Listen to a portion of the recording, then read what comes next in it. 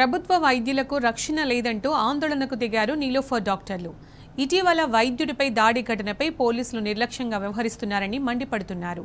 నిందితులను తక్షణమే అరెస్టు చేయాలని డిమాండ్ చేస్తూ ధర్నాకు దిగారు. భద్రత కల్పించే వరకు విధులను బహిష్కరిస్తామని హెచ్చరించారు. వైద్యారోగ్య శాఖ మంత్రి వెంటనే స్పందించి న్యాయం చేయాలంటూ డిమాండ్ చేస్తున్నారు. నీలోఫర్ వైద్యుల ఆందోళనపై మరింత సమాచారం మా ప్రతినిధి అరవింద్ అందిస్తారు.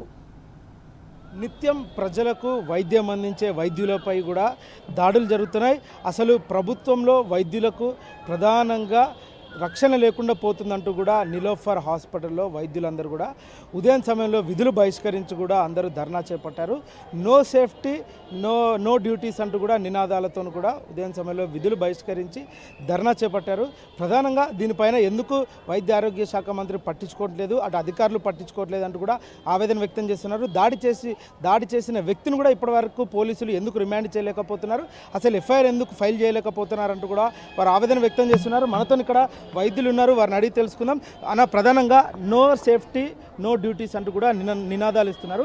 అసలు పోలీసులు నిందితుని కొమ్ము కాస్తున్నారా, లేకపోతే రాష్ట్ర ప్రభుత్వం వైద్య ఆరోగ్య శాఖ ఎందుకు పట్టించుకోలేకపోతుంది? నిత్యం ప్రజలకు సేవలు చేసే మీరు ప్రభుత్వం ఈ విధంగా దాడులు చేసిన వారిని ఎందుకు దాచిపెట్టే అవకాశాలు చేస్తుందన్న? ఇది ఫస్ట్ టైం కాదని జరిగింది. ఎప్పుడు రీసెంట్గా కూడా చాలానే దాడులు జరిగినాయి, కానీ ఎప్పుడు ఎవరి మీద కూడా యాక్షన్ తీసుకోలేదు. ఇప్పుడు ఎవరి మీద యాక్షన్ తీసుకున్నందుకే కదా ప్రజలకు కానీ ఇప్పుడు మా మీద అటాక్ చేసే వాళ్ళకి ఇంత ధైర్యం వచ్చింది. ఇప్పుడు కరెక్ట్గా వాళ్ళు ఏదో ఒక అంటే ఎవరినో ఒకరిని నిందించి ఉంటే ఇంతవరకు వచ్చేది కాదు కదా. వాళ్ళకి ఇంత ధైర్యం బట్టే వస్తున్నారు. పోలీసులో కరెక్ట్ ఆ రోజు వాళ్ళని అరెస్ట్ చేసి ఉంటే మాకు ఇట్లా రోడ్ల మీద వచ్చి ధర్నాలు చేసే అంత స్థితి అయితే వచ్చేది కాదండి. ఇప్పటి వరకు కూడా పోలీసులు ఎఫ్ఐఆర్ కూడా నమోదు చేయలేదు అని అంటున్నారు. దాని గురించి ఏమంటారు? ఎఫ్ఐఆర్ నమోదు చేశారండి, కానీ నిందితుడిని అరెస్ట్ చేశారా లేదా అని మాత్రం ఇంకా అఫీషియల్గా ఎవరేం చెప్పలేదు. దీనిపైన వైద్య ఆరోగ్య శాఖ కూడా నిర్లక్ష్యం చేస్తుంది. డిఎంఈ కనీసం వైద్యుల బాధలు పట్టించుకోవడానికి డిఎంఈ కన్ను చూపు మేరకు కూడా కనిపిస్తుంది. దాని గురించి ఏమంటారు? ఇదేం కొత్త కాదండి, ఎప్పుడు మా మీద చిన్న చూపు ఉండడం అనేది కరెక్టే. కానీ డిఎంఈ వాళ్ళు వచ్చారు, వాళ్ళకి తెలిసిన వెంటనే వాళ్ళు ఇప్పుడు వచ్చారు, కానీ ఇప్పుడు డిస్కషన్స్ నడుస్తున్నాయి.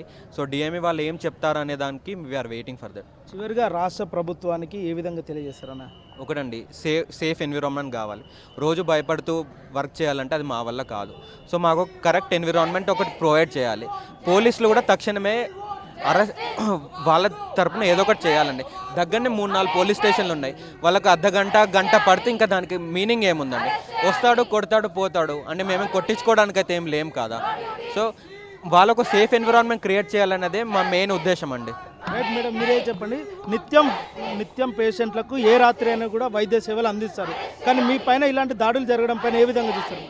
నిత్యం మేము 36 అవర్స్ కంటిన్యూస్ డ్యూటీస్ చేసి ఎప్పుడు మేము నో అని చెప్పాము, నిద్ర లేకుండా కూడా చేస్తాము.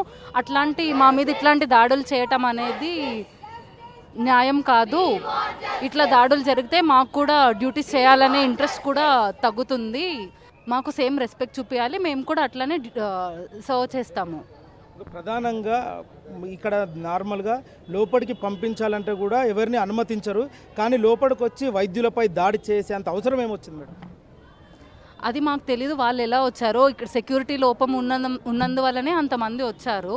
అందుకే మేము స్ట్రిక్ట్గా సెక్యూరిటీ ప్రొవైడ్ చేయాలి అని చెప్పి డిమాండ్ చేస్తున్నాము.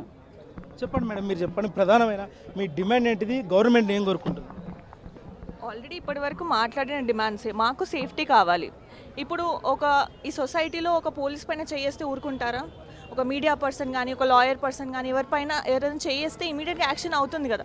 మరి ఎందుకు డాక్టర్ల పైన ఇట్లా పడినా కూడా ఏం యాక్షన్ జరగట్లేదు? మాకు అదే అర్థం కావట్లేదు. మాకు జస్ట్ సేఫ్టీ కావాలి. We just want safety.